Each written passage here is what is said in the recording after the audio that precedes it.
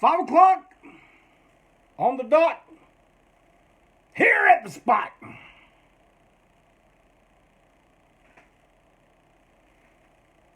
It's time to break on through. With me, your host, Jeffrey K. Clayton, the long-haired weirdo, the unimpeachable president for life. Happy Tuesday. Happy Tuesday, everyone. Great to see you. Come on in the house. Got a lot to talk about today. I'm going to kind of go ahead and get rolling. Discussion, commentary, all kinds of stuff.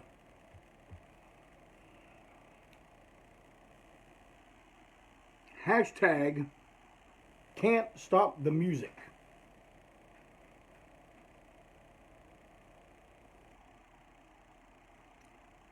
For over a year, the overlords had us afraid. No, looking to them. What do we do next? Please take care of us. Then when they go, you know what? It's alright. Y'all go do what you want to do. Fuck it. Take them things off your face. Then everybody looks back and, you can't stop the music!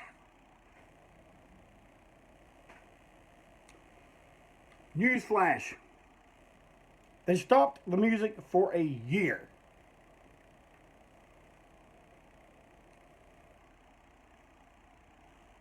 And many of us thought it was for good. It was over with.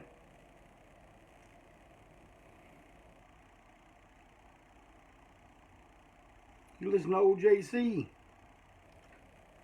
There's still 20, 22, and 24.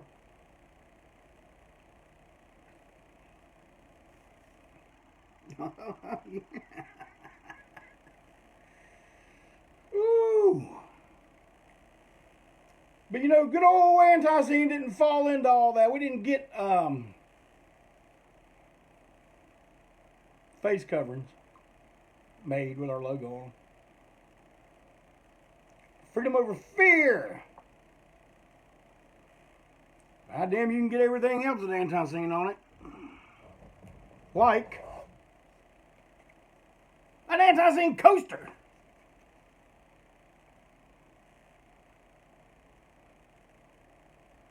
That's a nice looking coaster right there. Oh yeah. You're all sitting there going, Jeff Clayton, how the hell do I get one of these damn coasters? Well, I mean, I'm not in the coaster business. I don't know how much a coaster is. I'm also not in the free mailing business either. I'll tell you what you do. Tonight, you order something off www.antiseen.com and whatever you... No. I can't say whatever. Because some of y'all will order a sticker or something. Nah, you got to order a LP. LP, a 7-inch, or a CD. That's what we'll do. Some form of musical format. And you'll get an ANTiSEEN coaster. I should be putting my hibiscus tea on one of these, but I'm not going to sell y'all or, give y'all a used ANTiSEEN coaster. Courtesy of TKO Records, I might add. Promo materials.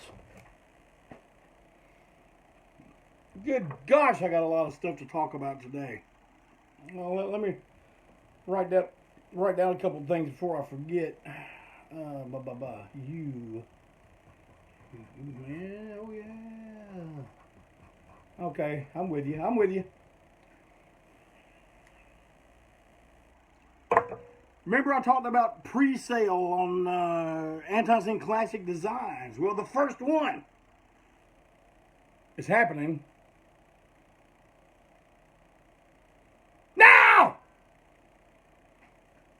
ANTiSEEN.com, where all your dreams come true. My God can beat up your God shirt. I don't think that thing has been printed since 1992, if I'm correct.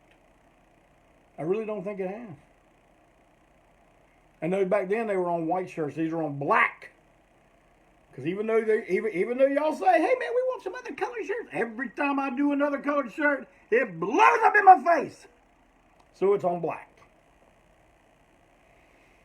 Now, some of these classic designs are only geared toward white shirts, so let's see how that goes. Maybe gray, maybe. Don't leave me hanging with a bunch of white shirts. Well, I'm not going to have stock. I only get what y'all buy. You buy 600 damn shirts, I'll order 600 shirts. You order 6 shirts, I'll get 6 shirts. My brother would probably tell me to go to hell. But anyway. Not all news is good news, I'm afraid.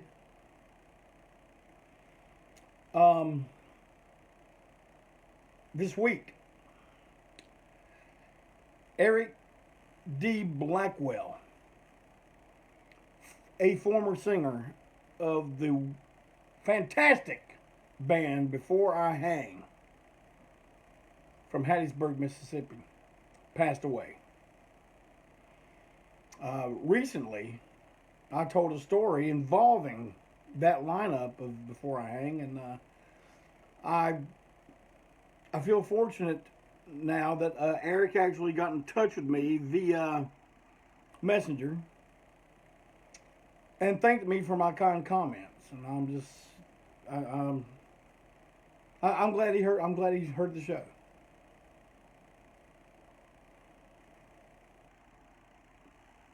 To Mr. Blackwell.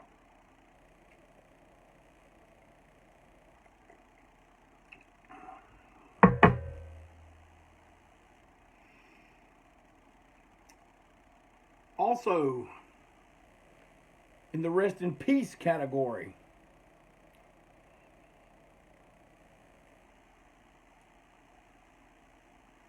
people said G.G. Allin was a wild man. He was. He was. You know who else was a fucking wild man? New Jack. That son of a bitch was crazy. But damn, he sure as hell did entertain all of us. For years.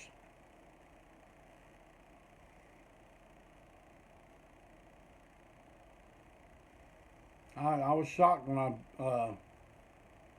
read the news. I was fortunate to have seen live, not just on videotapes. I was there live when the gangsters were in Smoky Mountain Wrestling. They used to do TV tapings in Morganton, Lenore. And man, we were there. We were there. And I was explaining to my wife the other night that just the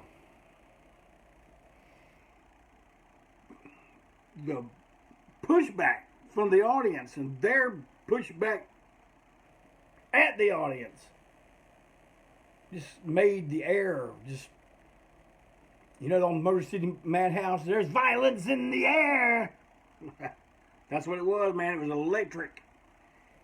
Just that feeling that something is going to happen any second now.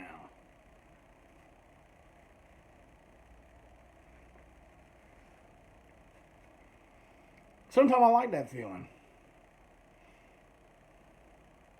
Those matches were fun though, man. They were a lot of fun. My condolences to his family, his friends, and to all of us, his fans. Maybe not as well known to some of you, but very well known to all of us Carolina boys, all us Mid-Atlantic boys. Don Cronodle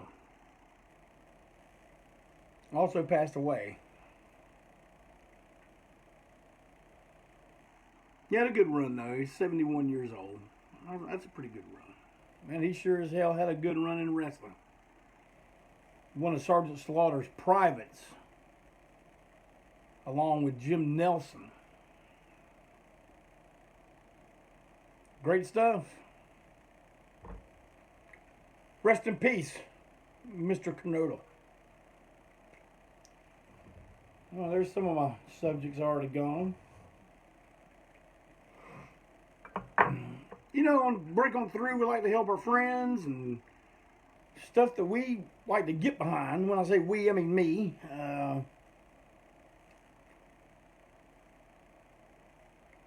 As you all know, I've said it on the past few shows for the past few months, I became friends with the actress who played Ruby in The Hills Have Eyes, who was the subject matter of Ruby Get Back to the Hills.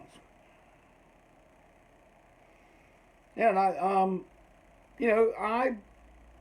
I figured I could help her just from our audience alone, and it has helped her. We got her a page that's like an offshoot off of our website, and where she sells her 8x10 photos from some of her films. And you know, she's not just a B-movie actress. The Hills Have Eyes is a bona fide classic. You know, not just in the horror genre either. It's you know, it could be considered other things, I guess, but it's not just a little movie no one's heard of. You know, and then there's Eaten Alive and The Incredible Melting Man. She had a part in Phantom of the Paradise. But she's selling her pictures, and you know, we got that site for her. Here's some she sent to me. And you can have these two just by going to that site. The link's on our page, my page, and you just look up Janice Blythe on Facebook if you want. You'll find it. But she wanted me to give you guys a message. She says, thank you. She loves you guys for buying her pictures and sending her emails, liking the stuff on her page and stuff. And she says to tell you that she is going to get more involved in the page, but she's kind of going through a rough spot right now. And I've known this all along, but I got permission recently to kind of let the cat out of the bag, man. She needs desperately a hip surgery and a knee surgery. And it's so painful for her sometimes that she has a hard time setting up to do things on a computer, and that's why she just doesn't spend much time on it. And she really wants to. She wants to interact with people and tell stories about, you know, some of the stuff I'm posting. And she's got plenty of stuff that she can post, you know, and write stuff. And it's coming. But if you would just continue to patronize her. Patronize and continue to buy her pictures and go to the page and interact there, okay? Speaking of going and interacting, Malcolm Tent will be live on Facebook tomorrow with Tent Talks Tunes. That's where Malcolm Tent talks about records. That's something that guy knows something about. Got about 10,000 in his house. The only thing I got 10,000 of in this house is my stray hairs. But be sure to catch Malcolm. At some point, he's going to start doing the shoot interviews again. I think there's talk of the next one being me. So everybody's going to want to see that, because I am the teller of tales, the speaker of truth. So everybody's going to want to hear what I got to say. And also, I would like to urge you all to go to our YouTube page and subscribe. Malcolm's been working real hard, man. All the break-on-throughs are on there. All of them. Matter of fact, this one will more than likely be on there before the end of the night. He's that good. There's people tell me you ring a bell or something. Right? So ring it. Do whatever you got to do, man. Ring the bell.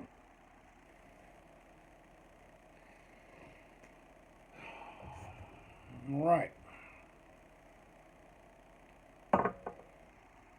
I told y'all I got a long list of subject matters here. I can mark one.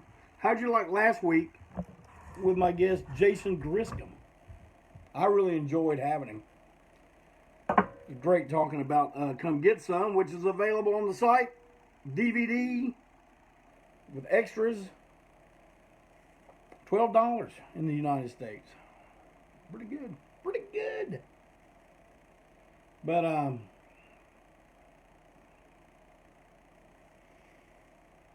I hope to have more guests on real soon. This is where I'm calling out you, Mike Thrower. You're supposed to bring your kid over to give me a crash course on Zoom. I can't figure this shit out, man.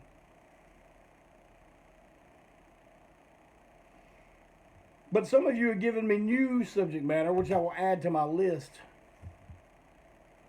I've talked a good bit already, so I'm gonna pick a subject. See, I didn't come in here knowing what the subject matter. I just know, hey, I got a bunch of stuff I want to tell people, and I'm probably forgetting something. But I've told you a bunch of stuff, and now I'm gonna talk about something. Let's see here.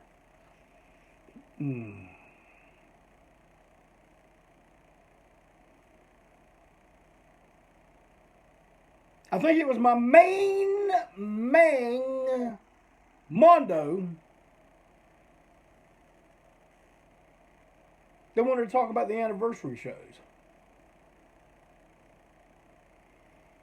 Well, there were quite a few of them. We did a 5-year at the Milestone. And it seemed to make perfect sense. I mean, we've been together 5 years. Well, let's do an anniversary show. I don't even recall there being that much different than any other show. A few more people were there, but maybe we turned the juice up a little bit. But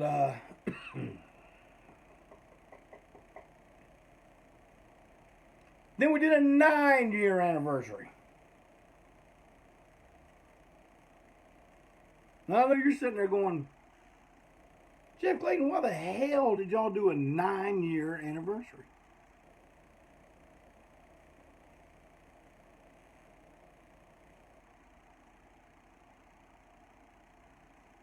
Damn good question. I have no fucking idea. Maybe we were just like of this mindset that we're probably 10 years, man. We're probably not going to reach 10 years. I just want one more year. But we did a 9-year. I don't remember much about it either, to be honest with you. I think one of Mad Brother Ward's bands, Failure, played. I don't know. But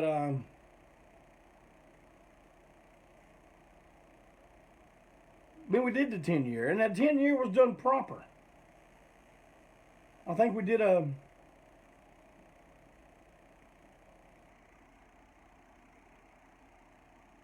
maybe we did a 2-night thing.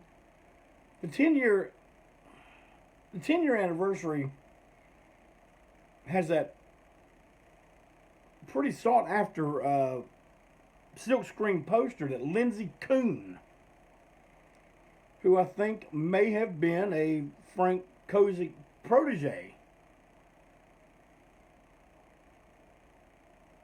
You know, big silkscreen poster, all that day glow colored ink. Got the picture of all of us, and I'm doing this. You're probably like, when ain't you doing that? But yeah, I was doing that. Fantastic poster. I've got mine still. I don't have it up at the moment, but man, I ain't done. I moved into this house how many years ago? 7 years ago. I'm not done. I got 2 rooms here I gotta fix. I'm not. Mike Thrower's helping me with this one right now. But anyway, I do remember Cocknoose being in town. I remember the Murder Junkies played. I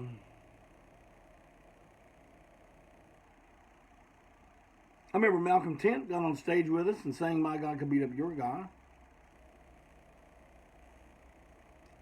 Mad Brother Ward got on stage with us and sang "On Your Knees" off of Noise for the Sake of Noise. I remember before the show, most of us in Cocknoose went to go see some live WCW wrestling, man. Flair, Rude, all that good stuff. And then we went back and played the show, and the show was really successful. We had a big old 10-year anniversary cake. We had some catering. A lot of celebs there. There's a picture somewhere of a bunch of people gathered together at the end of the show, and it's always sad when you see those things because you realize that quite a few of those people are no longer with us. But it's great to see. But the 10-year anniversary was the one that started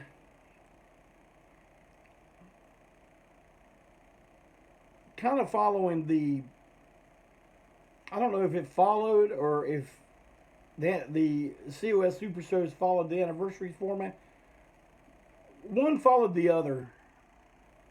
It started becoming a format, 2 nights.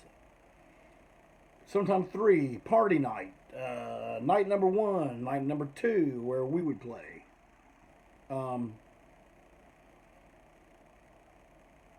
But I do remember year number 15.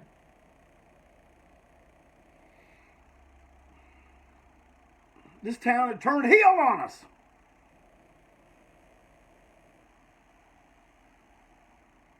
Yeah, everybody's talking shit.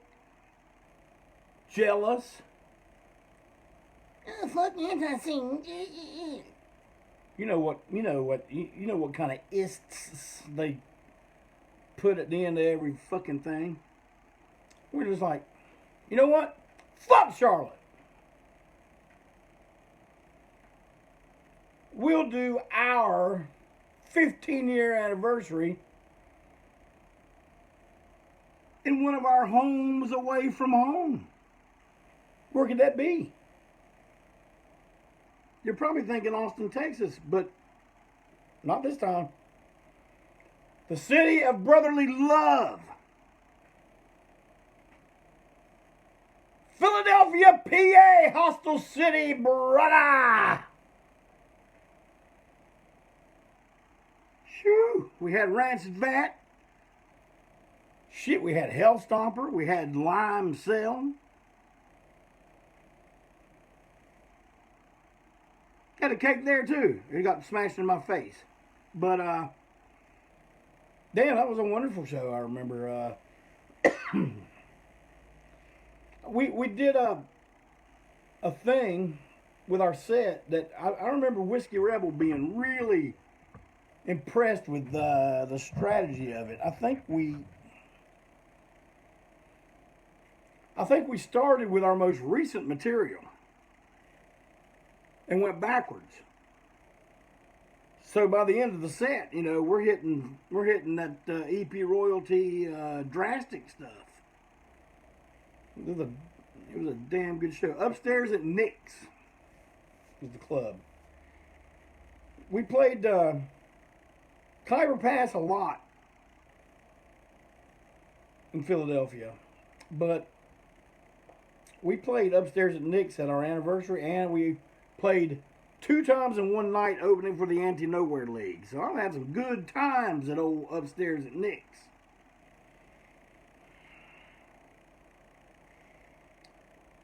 By the time the 20-year anniversary came around, Charlotte warmed up to us again. We were still the darlings of town. And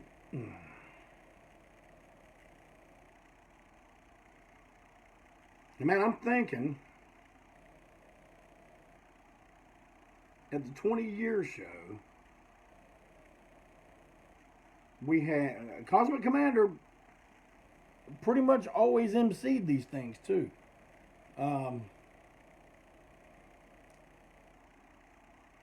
I think the 20-year show was my good friend Jeff Williams and Steve Wenzel, their band, the Dead Kings. And from Philadelphia, the Bad Vibes. It was a hell of a show too, man. At Tremont. This is when I think the tradition of them being at Tremont started with year 20. And we had a night before, where bands played. And, I just came in, took off my boots and got off the saddle and all that right when I come home from work. So I didn't get a chance to write everything down as to who played the parties and stuff. But, man, they were always good. They were always good.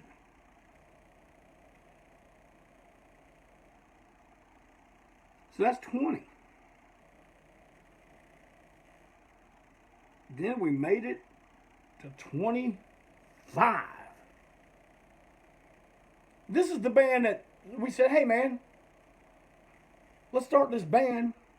And when Black Flag comes back to town, man, we can open. And we get in for free. For some reason, we didn't think we could swing that $5 or $6 they were asking to get in. But 25 years, man. Even we couldn't believe it.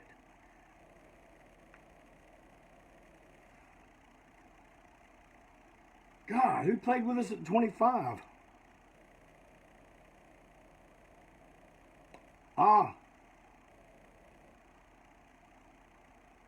It was supposed to be Polecat Boogie Revival, Alan King's band, and Joe Buck Yourself. But Mr. King was experiencing some legal difficulties at that moment, and I'm not cleared to give you that information. I'm the teller of truth, but sometimes I'm not cleared to give that information out. This is one of those times. But in their place, from the left coast, we got Hammerlock.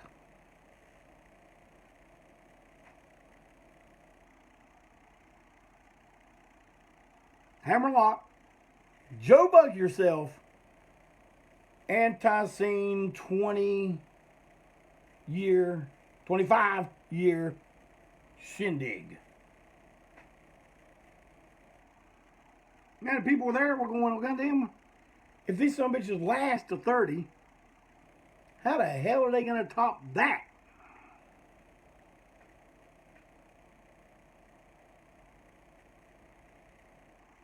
Damn good question.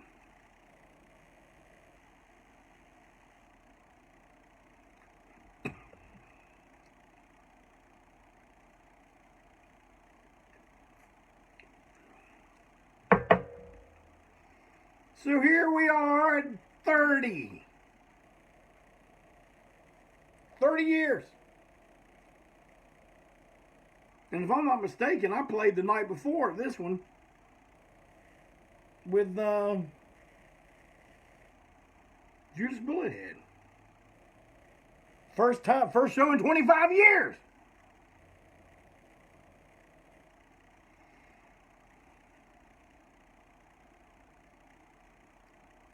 But yeah, I mean, goddamn, you had Joe Buck and Hammerlock and ANTiSEEN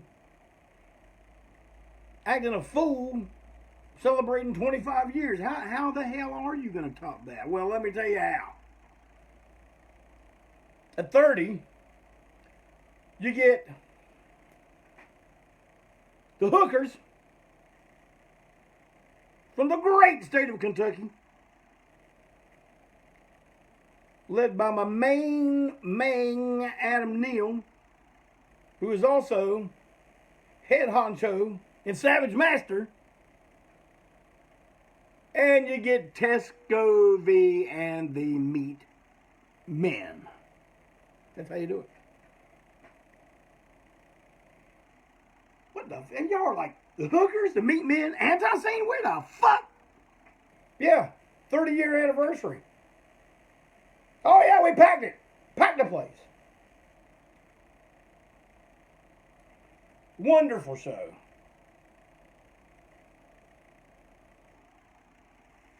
Wonderful show.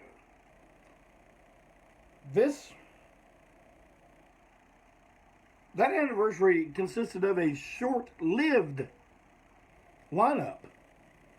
You had Clayton, you had Young, you had Sir Barry Hannibal on the bass, Phil Keller on the drums. I don't know if that was the last show for that lineup or not, because Phil left soon after, and we had a couple gigs lined up, but it wasn't no big deal, man. We just we called my brother Greg.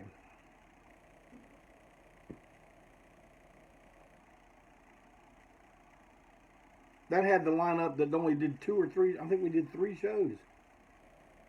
It was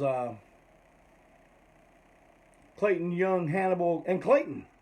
The impossible lineup. Wasn't impossible. 2 ANTiSEEN drummers in the lineup at the same time. Well, I guess it was like that with Phil too, but man, don't expect me to go back and figure all this. It's giving me a headache figuring it out already. Ah, damn.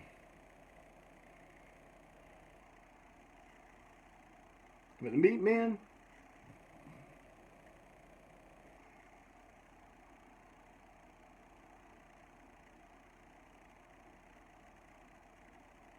so here we go. A year later, or not even. I don't know exactly. And then Joe dies. Ah, what are we going to do then, right?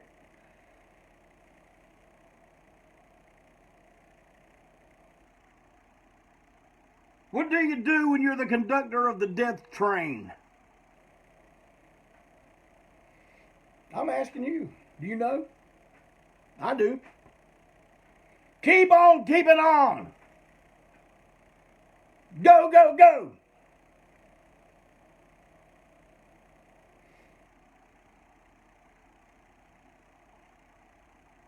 We get mad, Brother Ward.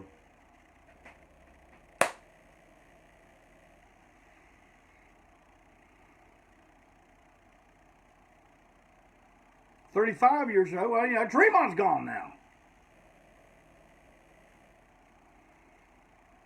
We do this one at the neighborhood theater. Used to be a old porn theater called the Astor. That's ASTOR, not ASS-T. T-O-R, Astor. Then it was a homeless shelter. Then it was a rock and roll club. And ANTiSEEN did their 35-year anniversary there. Something I'm failing to mention here.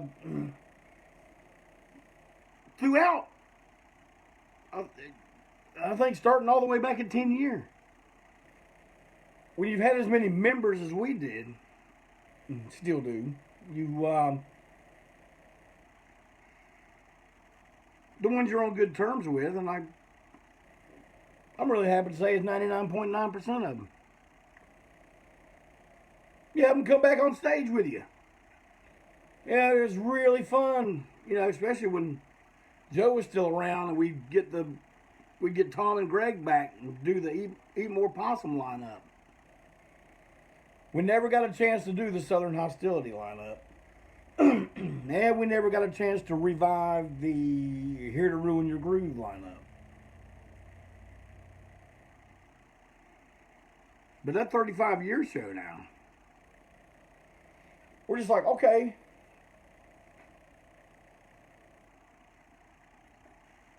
the only way you can top the Hookers, the Meat Men, ANTiSEEN, how are you going to do that? I mean, you have to get what?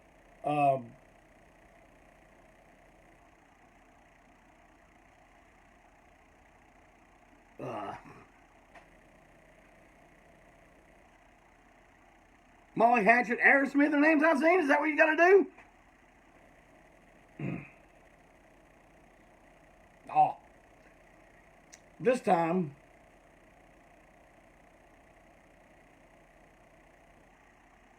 through our travels,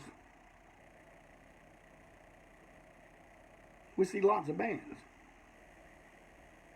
Lots of them. And I'm not going to say anything mean right now. I know y'all like, oh, here he comes. That motherfucker's going to say something. No, you know what I'm going to say? That in these travels,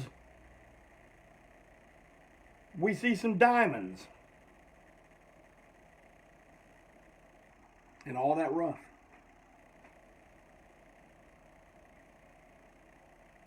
Groups that we know, man, we got to turn our audience on to these mofos.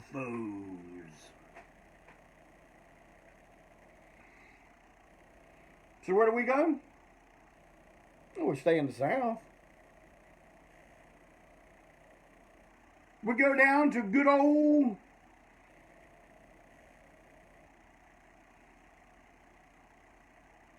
Macon, Georgia. We get a little old band from down there named Taped Fist.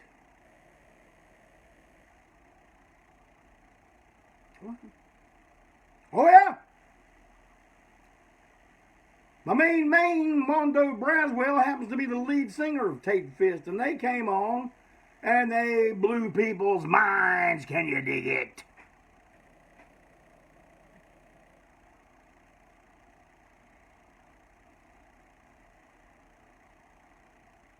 Okay, well, you got you some Taped Fist. And you got some ANTiSEEN 35.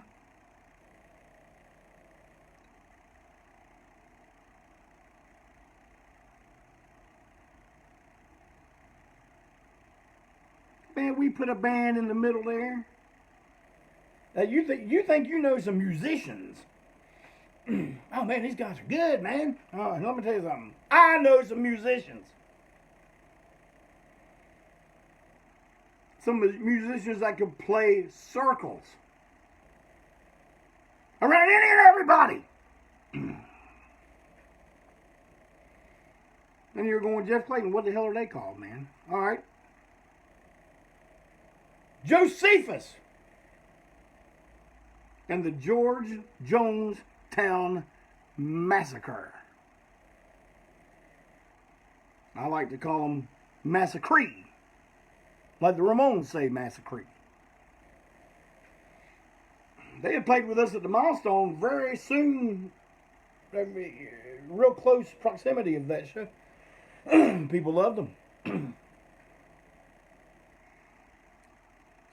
I mean, well, what do you think we want to do? We got bands all the time. Hey, man, let us open for you. Man, we do the blood, and I do a washboard, and man, we burn shit, and we burn.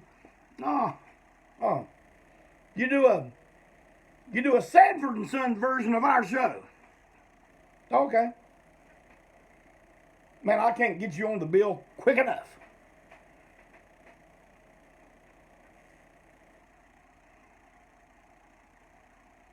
We have always turned people on to new and exciting shit. We're going on 38 years now. We hand pick them.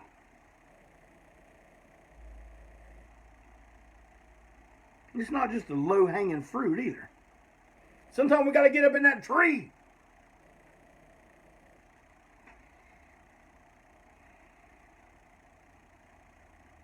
At the end of the show, see, Joe's gone now. He's been gone almost 5 years.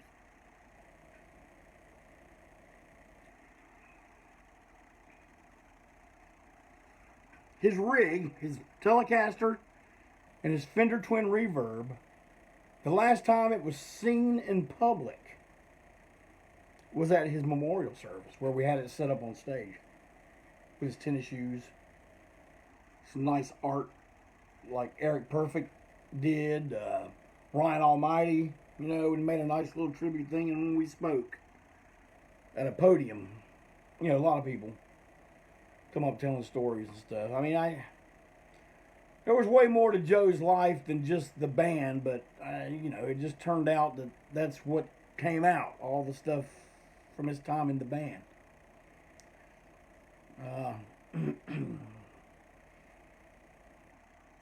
But man, a week or so? No. Yeah, about 2 weeks before the 35-year anniversary, Barbecue Young dies. So, man, we're going into this whole thing with all kinds of mixed emotions, you know? Just, God almighty. But, man,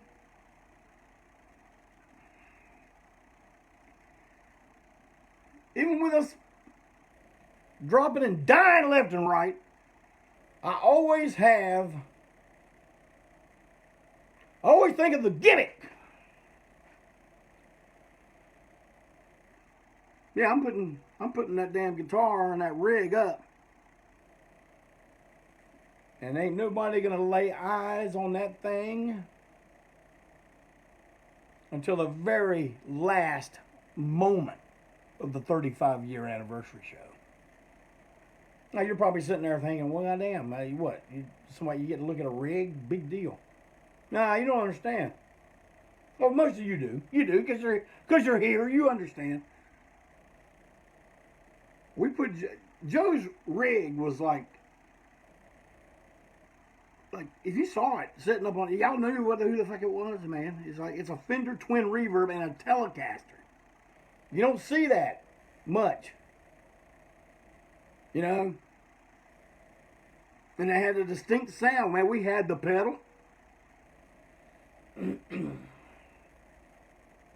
We had the strings that he had at the last show he ever played. We had to take those off because they were so corroded after 5 years. We still got them, but we put new strings on so that we could get the guitar to reverberate and vibrate and feedback.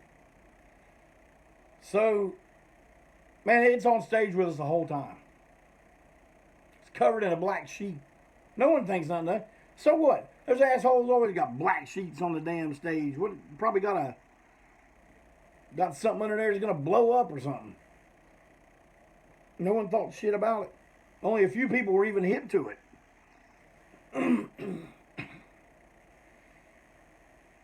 But our main Jeff Williams, man, I get him to do it. You know,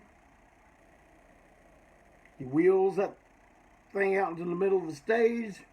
The band is bringing it home. Last song, bow, bow, bow, bow. You know, noise, screech, squawk, ping, pang, pong.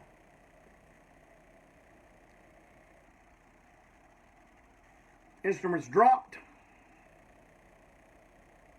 Feedback ensues. I pull that sheet off the thing, and there's the rig, man.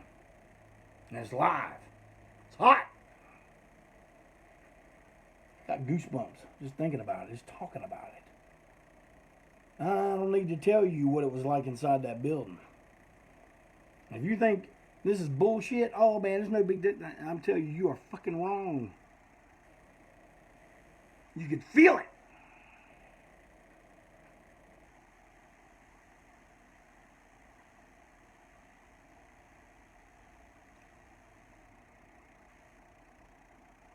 I turn up that, those volume knobs are on. I turn the one on the guitar up. I slam across those strings. And it just kind of sits there and does that until it starts to build that familiar feedback. And when I tell you there wasn't a dry in the house, you better believe me, there wasn't a dry in the house.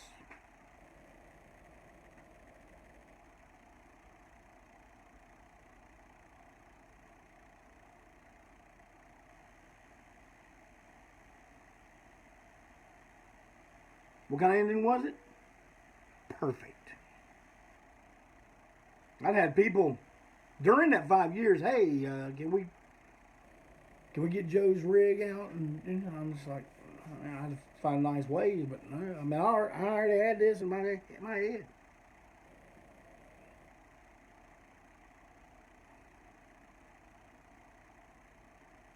So what are we going to do for 40?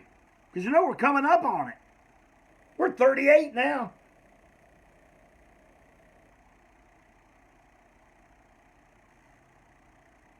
What are we going to do? 40. Fuck, I don't know. Depends on how many fucking shutdowns get put on us between now and then, don't it? But let's just assume everything goes back to normal and stays that way for a good bit. Okay?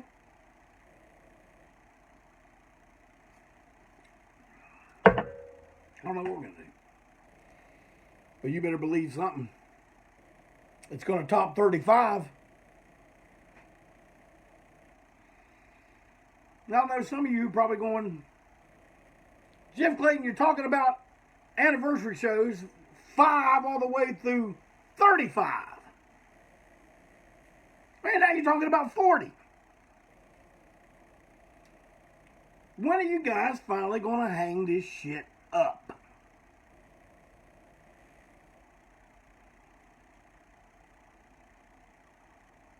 I'll tell you. One night, me and Mad Brother Ward were sitting at the Tipsy Burro.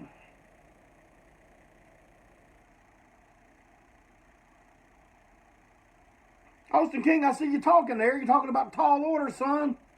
Let me tell you something. When it comes to tall orders, you can't get an order tall enough that we can't go over the top of. Tell us we can't.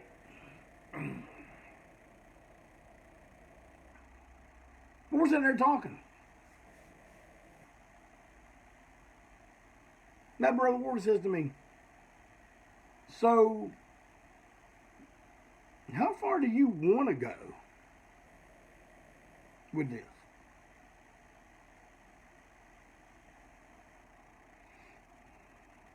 You know what I told him?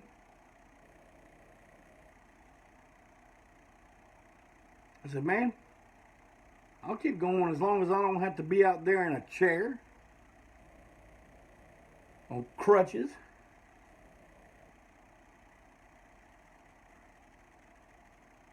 You know, as long as I can go out there and be myself without too much struggle,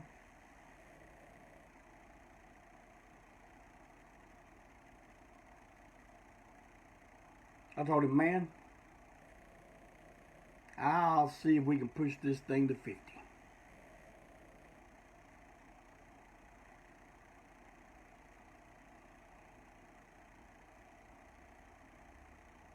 And you might be saying, God damn, Jeff Clayton, 50 years or a band now, you're going to be an old motherfucker by the time that comes around.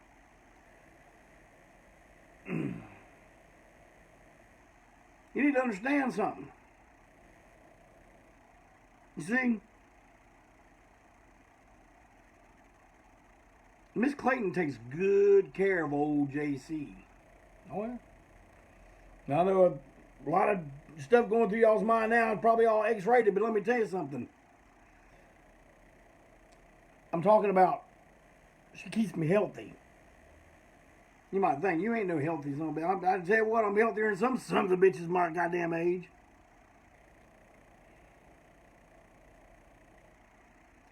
I see my man Austin King again. Let me tell you something, Austin King. As long as we can bring it, we're gonna sing it. That's all I got for you. Will it end at 50? I'll tell you what. Let's see how hard it is to get through that 50-year anniversary show. Then we'll talk. No, I told my bride. I said our fucking shows may only be like 30 minutes long. I mean, I'm gonna tell you something.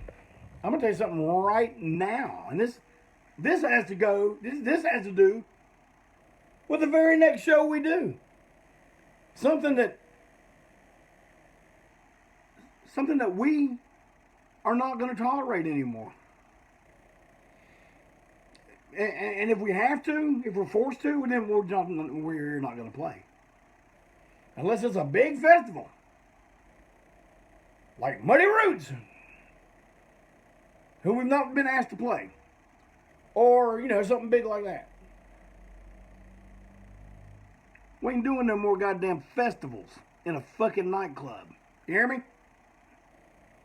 Oh man, we got 7 bands. You ain't got us. You ain't got us.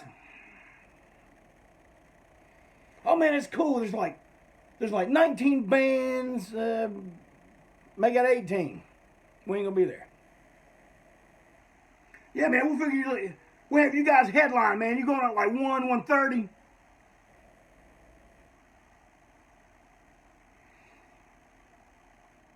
I'm going to see Alice Cooper and Ace Frehley. You think they're going to tell Alice Cooper, hey man,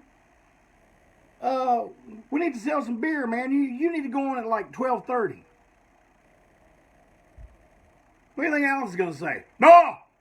I'm also saying, no, we ain't doing it no more. I know you're going to say, well, motherfucker, you ain't no Alice Cooper. Well, no shit. But I will say this. We play concerts.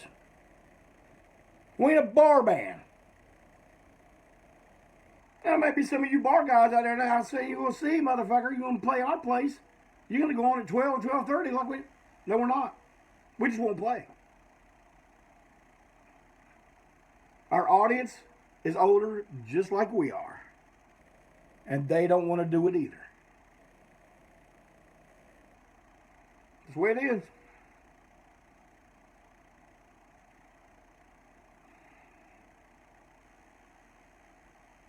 I want y'all to keep an eye out for Joe Buck Yourself showing up in an area nearby soon. Joe Buck Yourself.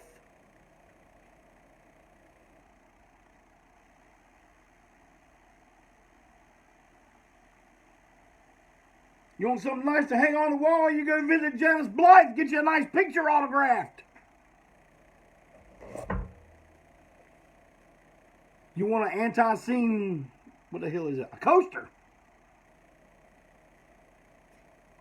Go buy a CD, a LP, a 7-inch off ANTiSEEN's.com tonight.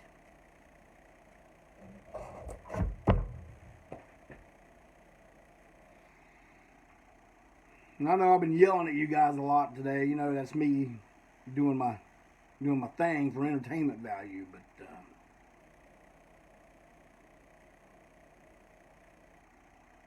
I appreciate you. All of you. We always have. We always will. As long as I'm in this thing, As long as I'm the conductor of the death train and I'm keeping this sumbitch rolling, I love every one of you. No matter what you say, no matter what you do. Even when the time comes where we gotta eventually just break on through.